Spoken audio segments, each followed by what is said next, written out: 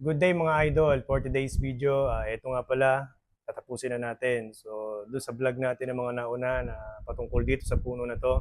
So, natapos na natin i-curve yung mga dapat ayusin ng mga sugat. So, for example yan, natapos na natin to, natapos na natin yan, pati itong malaki sugat na to. So, tsaka yan, tapos inilabas na natin yung nibari niya. So, susunod niyan ay repotting. Pero bago tayo pumunta doon sa repotting, ang gagawin natin ngayon, ituturo ko sa inyo, ay yung pagwa-wire ng mga branches at kung ano yung distance ng mga nodes na kailangan natin sa ganito kalaking puno. So, yun. So, kagaya nito, dito marami tayong makukuha tips sa paggagawa. Sabi ko nga, doon sa mga puno na ginagawa natin lagi, pwede tayo yung kumopya. Kasi ako, ganun lang ako dati, kinokopya ko lang din yung mga ginagawa ng iba hanggang magawa na natin yung ginagawa ng iba. So, ito na nga yun. Nasa large na ako. Dati puro small showing lang ang ginagawa ko. So dati takot akong gumawa nun. Ngayon hindi na. Kasi laking tulong ng mga ginagawa ng iba sa pagbobonsai. Kaya na-adapt na natin yung trabaho nila. Simula na tayo mag-wiring. So ituturo ko sa inyo yung mismong sizing ng wiring dito sa malaking puno at yung distance ng mga nodes. So for example, so balik muna tayo sa basic.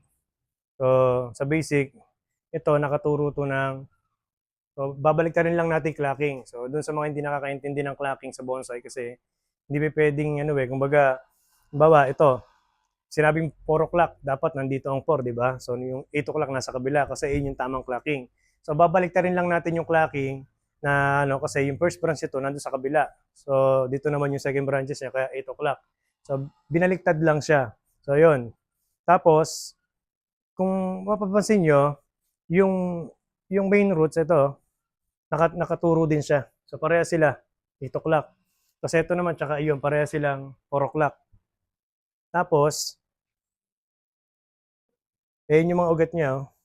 So, nagbawas ako ng mga ugat sa kanya. So, nagtira lang ako ng mga main roots. So, ayan. So, ang tawag ko dyan, primary roots. So, kung magmumultiply yan, secondary roots. So, yun. So, tapos, simula na tayo sa wiring. Yung size na to, yan, yung laki nito, nasa 3 mm na siya papunta. So, ang gagamitin natin dito is 2.5 mm na wire. Tapos, hahanapan natin ang kasama to, yung isa na to, para mag-balance yung wiring natin. Hindi yung dito lang tayo maglalagay, papunta dyan. So, halimbawa, ito tsaka ito. So, ito 2.5 din yan. Lalagyan natin yan.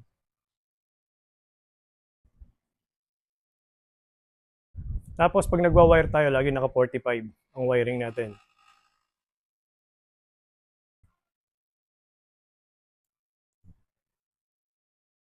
Kung mapapansin nyo, yung kamay ko lagi nakaalalay sa wire. Kasi ayoko nang may bumubuka na wiring.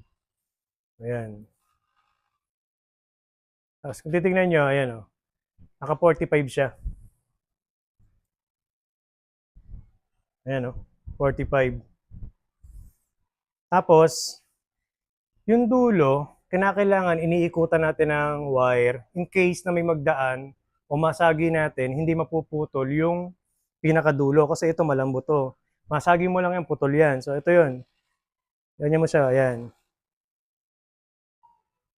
Ayan.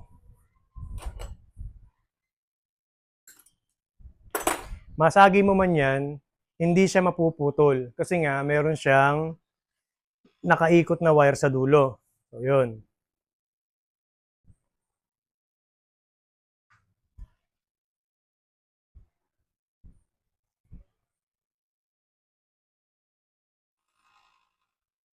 So, kanina, ang gamit natin is 2.5. So, papasukan natin ngayon to ng number 2. So, ito yung number 2 na lalagyan natin. Then, yung kasama ng number 2, ito. Siya yung magtutuloy hanggang din sa dulo para magkaroon ng lock dito at di mabali yung dulo. So, ngayon, ang mangyayari, sa una siya. Ayan, sa una. Dito magagaling sa una yung wiring natin para malagyan to. Kasi pag nilagay natin dito sa ilalim ng wire na to, mangyayari sa kanya magkocross. So, ayan.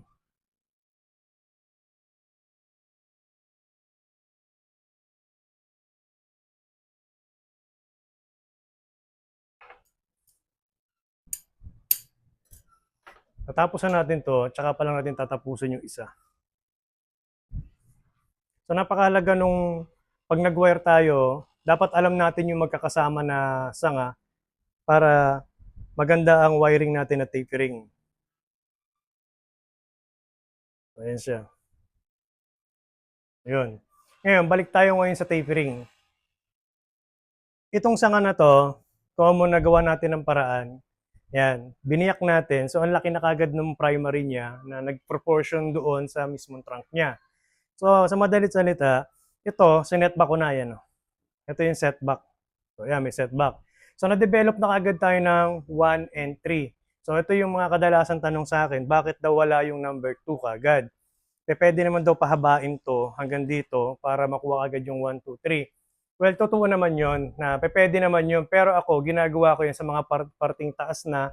Pero yung silip ng mga tao sa pinakailalim, yung generation ng tapering branches natin, hanggat maaari, magandang tignan yung flowing dun sa ilalim. For example, ito. So, nagsimula tayo ng primary, abang ng Yamadori. So, ito ngayon, may setback ulit. Nakita nyo, ayan, setback. So, primary, setback, secondary setback, then tertiary. Sa laki ng puno na to, pwede itong ma-develop na hanggang 7 generation, yung pinaka-paddings niya. Yung pinaka-pads niya, aabot ng 7 generation. So, yun nakikita ko sa kanya na mangyayari. Tapos, ito ngayon, kaya sinetback ko ng ganyan sa 1.3 dahil maikli lang naman to compared do napakahaba nung pupuntahan ng sanga. Ito kasi, yung pinakahaba niya hanggang dito lang talaga yan. Ayan, hanggang dito lang yan, yan. Hanggang dyan lang. So kung papahabain ko to, para sa akin, hindi na maganda kasi masyado na mahaba yung pinakaano ng tapering niya. So kaya ginawa ko ganyan. So ito ngayon, yung sistema ng layo ng distance ng bawat nodes. For example, ito, naglalaro to 2 inches, 2 inches, 2 inches. So yung node dito sa number 3 natin na to, 2 inches din yun. So yan. Tapos, yun is basic. Pero, nababago yon gawa ng yung node natin hindi sumasakto doon sa 2 inches. Minsan nagiging 1 and 3/4, 1 and 1/2. So, hindi foul yun, okay yun, walang kaso yun. Kasi ako ginagawa ko rin yun. Kasi ito, kagaya nito, yung sinabi ko 2 inches, 2 inches, ito 1 and 3/4 lang, ayan siya. Oh. Ayan yung node na sa gawin yan. Ito yung setback. So, mula dito sa tronco hanggang dito, yung primary niya, naglalaro siya ng halimbawa ng 4 inches. So, yung number 2, secondary natin, dun dapat lumabas yung number 2. So, add ka ng 2 inches, 2 inches, 2 inches, 2 inches. So, dun lalabas ngayon yung number 2 secondary natin. Kasi nandito na yung 1 secondary and 3 secondary. So, wala pa tayong number 2 secondary. So, ulitin ko, dun lalabas yung number 2 secondary sa 2 inches. So, ito yun. 2 inches, 2 inches, 2 inches. So, dito dapat lalabas yung number 2 natin. Yan. So, i-drawing ko para makita nyo.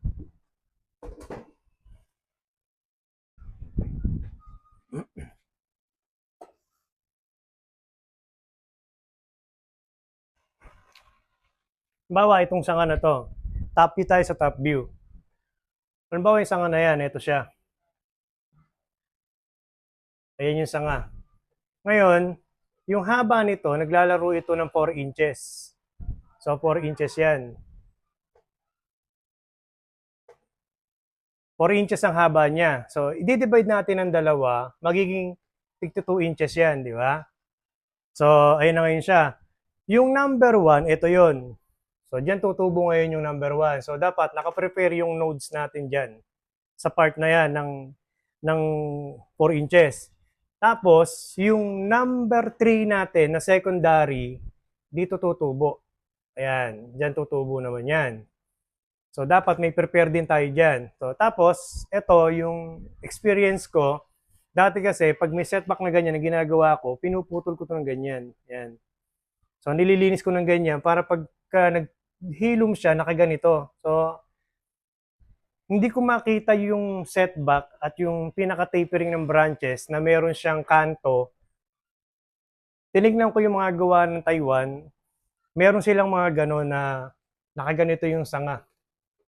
Ito yung setback, nakaganyan siya, ayan. Nakaganyan yung setback. Hindi kagaya nung ginagawa ko dati na nililinis ko to, nagiging ganito ngayon siya.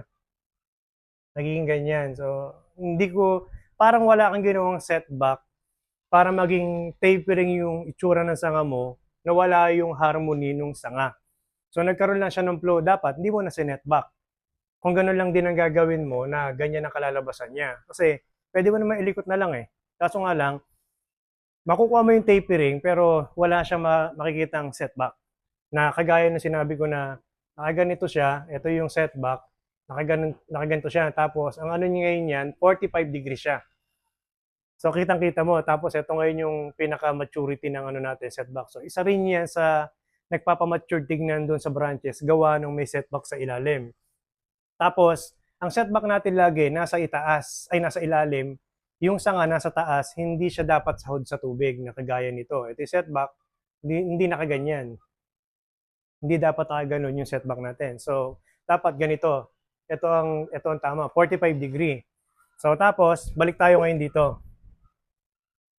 So, ayun ngayon siya. 2 inches, 2 inches, add ka ng 2 inches dito sa part na to. So, dyan. So, dapat, yung node natin dyan, naka-prepare na yan. Mapailalim mo, mapaitaas yan. Ang gagawin natin, wawiringan natin siya para i-twist. So, ito ngayon yun. I-twist ngayon natin. So, for example, ito, nasa ilalim yan. I-twist ko mamaya yan para pumunta siya ng 11 o'clock. So, yun. So, ito ngayon siya. Nandyan ngayon yung, ito, 2 inches din yan. 2 inches. So, ayan. So, na-develop na natin ngayon yung secondary 1, 2, 3 natin sa kanya. Ito, large to. Ang tingin ko sa kanya, naglalaro ito ng mahigit 2 inches. Yung pinakahaba ng bawat pagitan. 2.5 inches ang pinakatingin ko sa kanya. Or, pwede rin 2 inches lang. So, depende yun sa movement ng puno natin kung ano yung magiging movement. Kasi, halimbawa na lang, kung ito, naging hindi ito kumiling ng papaganito, dito lang siya pumunta sa part na to, sa malamang nahahaba ito. Hahaba yan. Baka maging 4 inches, 4 inches, 4 inches na ang magiging distance ng bawat nodes natin na kailangan dito sa sanga na to. Kung mo ito kasi, lumiyad to dito, so ang tendency nun, kapag lumiyad dito, babawi ka naman ng foliage doon. So hindi ka dapat maglapad dito. So pwede kang maglapad naman dito kung yung branches mo galing ng wild, may naka-loop na dito na maganda naman talaga, hindi mo na dapat putulin, gawan mo na ng paraan yun, yung mga ganun, para lang humaba at gumanda siyang tignan. So, yun. So, ito, halimbawa, yan. Ito yung node na sa ilalim. Pipihitin natin yan. Dadali natin siya pag nandito tayo, ayan, yan. Pag nandiyan tayo sa part na to, ito yung clocking natin. So, ito, 11 o'clock. So, yung tumubo naman na yun, 1 o'clock. Hindi siya sa 12.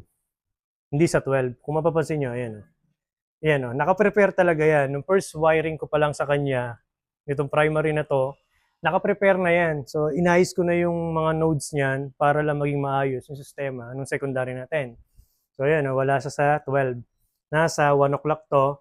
At yung number 2 naman na secondary natin, pupunta